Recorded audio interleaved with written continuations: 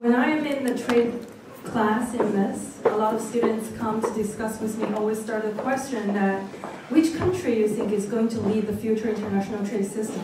China, US, India, or any country you can think of. And today we are honored to have a panel discussing the future of the global trading system, emerging economies response, to specifically discuss this question. This panel is going to be moderated by Professor Wei Liang, Assistant Professor of International Policy Studies and a Research Fellow at the Center for East Asian Studies at MIIS. Dr. Liang completed her postdoctoral work at UC Berkeley, serving on the Berkeley Roundtable on the International Economy. Dr. Liang's research includes international trade policy and negotiation, global economic environment governance, and international political economy with an area focus on East Asia, US-China economic relations. So now let's warmly welcome Dr. Liang and our panelists. Thank you so much. It's my great honor today to be here to be the moderator of this morning panel, which is the future of the global trading system, emerging economies response. First of all, I would like to thank all the participants for attending this conference. Now I would like also to express my gratitude to have our four distinguished panelists sitting on the panel. And what we are going to do for this panel is the trade students at the Monterey Institute of International Studies have prepared one question for each panelist. So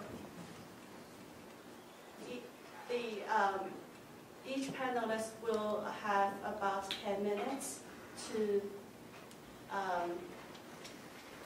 give their speech, and then followed that questions prepared by the trade students, we're going to have a roundtable discussion among the panelists. That will take about 15 minutes. After that, we will have another 25 minutes, and I will open the floor to audience for questions. First of all, I will have on behalf of the trade students, I will have a question for Ambassador Alan Wong.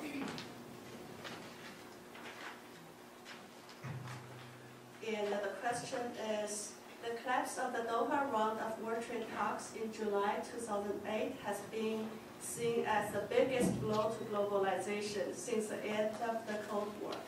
And recently, the G20 developing countries coalitions called for urgent actions on the Doha round, stressing that all developed and developing countries should work together to conclude the negotiation as soon as they can, ideally in 2010. So as a long-time trade diplomat and trade lawyer, closely follow the development of this round of multilateral negotiation. You know, the Doha round has been called as Doha round and round and round. So in your opinion, what should the Doha round accomplish? And can the development agenda to collapse, it would have to have a structure to begin with that was built up, and Doha never had that. There are 153 countries who are members of the World Trade Organization, and this is the first round that is negotiations that's dedicated to economic development, at least notionally. But the emerging countries actually are not homogeneous, and they don't have the same interests anymore. They do have a say, but they're not saying the same thing. Some sectors of very large emerging economies are very advanced. Software and generic pharmaceuticals, most notably in India, consumer electronics for most of the Asian countries, photovoltaics in China, are really very highly developed sectors. The Doha development agenda was really never very well thought through, and the passage of time has not increased its relevance. It's run into a number of problems, and our first keynote speaker, Robert Rogowski, detailed some of those. And not all of them are the fault by any means of the developing countries, the emerging economy countries. But the emerging countries do have some problems with each other. Brazil, India, and Mexico are looking over their shoulders at China. When they talk about liberalization, there is a problem for lowering their tariffs that they are contractually committed to apply, even though they don't apply those tariffs, in fact, for most products. China, for its part, feels that it already paid its dues. It joined the WTO. It had to reform thousands of laws to join the WTO. It has liberalized its economy to a greater extent than anyone could have foreseen. And it's not enthusiastic about further liberalization at this time. The price spikes in oil cause the developing countries to worry about their food supply and to put on export controls. That is still a concern in quite a number of areas of the world. The financial crisis has dampened the enthusiasm, if there ever was any, there really wasn't any, to liberalize financial services. So there are a series of problems out there that have to be overcome. This does not mean that Doha can't deliver results, but it has to be, in my view, rethought and refocused in order to move forward. And I think that consensus would be possible, in essence of the question. Consensus would be possible on a number of items that really aren't on the table at present. And I would mention 6. First, climate change, the trading system dealing with climate change. While Copenhagen did not result in a dramatic breakthrough, in fact the reverse, the fact of the matter is the World Trade Organization has to accommodate, and Pascal Lamy, the Director General, has said it would, the fact that there is going to be substantial intervention by national governments in a variety of ways. Subsidies to domestic industries to produce green products, to produce green equipment. There will be reactions to those subsidies. You see that in the press now with a wind farm in Texas that's imported turbines from, plans to import turbines from China, and federal money is being used for that. And Senator Schumer, among others, is introducing legislation to prevent that from happening. So it's both the subsidies and the reaction to subsidies that are going to be major trade issues. The largest trade issue will be carbon taxes.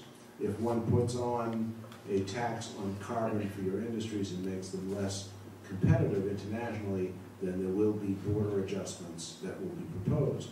So the trading system has to come to grips with what the environmental negotiators will be doing on climate change. Ultimately, something will take place. And if there is no international agreement, national measures will be a problem. Secondly, economic development can be spurred by duty-free treatment, tax-free treatment of information, communications, technology goods. Having cell phones and the use of cell phones, the service providers of cell phones not taxed, can aid development enormously. And this would not necessarily benefit, this isn't a U.S. Idea alone, and it wouldn't primarily benefit the United States, perhaps, because cell phones actually aren't produced in the United States. But, and low-end computers are probably going to be, in terms of price, are going to be developed primarily in Asia. But economic development could be greatly aided by the Information Technology Agreement, ITA, expanded to cover the developing countries, the emerging countries.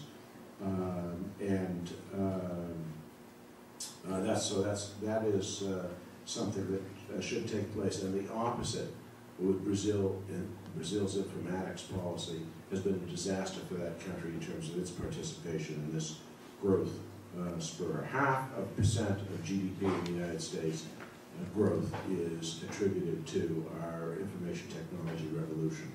Third, it's increasingly important that new rules be put into place to avoid standards, national standards, being used to impede trade. It's an area that's not well regulated by the WTO. The technical barriers to trade area is a problematic one. In this morning's Inside U.S. Trade, which sort of has a checklist of what's going on every week in the world of trade, a lot of the problems are standards. The U.S. Trying to export poultry to Russia or China. Taiwan just embargoed our imports from the United States of ground meat and other products that are the kind of thing that you won't see on the menu here. There are a number of issues in the standards area that require being addressed. Fourth, there can be a broad consensus reached on the need to enhance food and product safety. It is said, I don't know whether it's completely accurate, that since the United States banned lead in toys, cadmium has been substituted, which happens to also be poisonous. So there is no reason why there wouldn't be a common interest of all trading countries to come up with international basic standards on food safety and product safety. It's something that could be agreed. It is not something that is on the table in Geneva. Fifth, we alluded earlier to the energy's costs increasing and increasing pressure on food supplies, causing export controls to be put into place. Agricultural safeguards and other kinds of export controls, such as on rare earths, materials that are not, minerals that are not readily available around the world. There should be a consensus reached on when, in greater detail, on when export controls are usable in times of scarcity.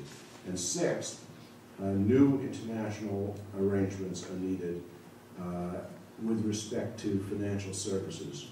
There will be international agreement. It's hard to get there, but there will be international agreement on financial regulation. There is a side of that, which is the cross-border provision of financial services that should be negotiated in parallel with the finance ministries around the world coming up with financial regulation. So the answer to the question posed by the students is Doha could be extraordinarily meaningful. It could be an extraordinary benefit for developing the economies of the emerging countries and the less developed and least developed countries. It has a possibility of bringing about change the way the Uruguay round brought about change. The Uruguay round gave us for the first time dispute settlement that was binding, something I resisted and was wrong about, I think. It gave us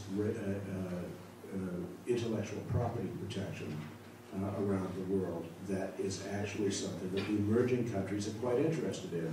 India is interested in its natural ingredients that go into medications and the protection of those. China is increasingly interested in protecting its brands as Huawei and Haier. If you go into a local store and you buy an air conditioner, you're probably buying the low-end window air conditioners, although they won't be low-end for long.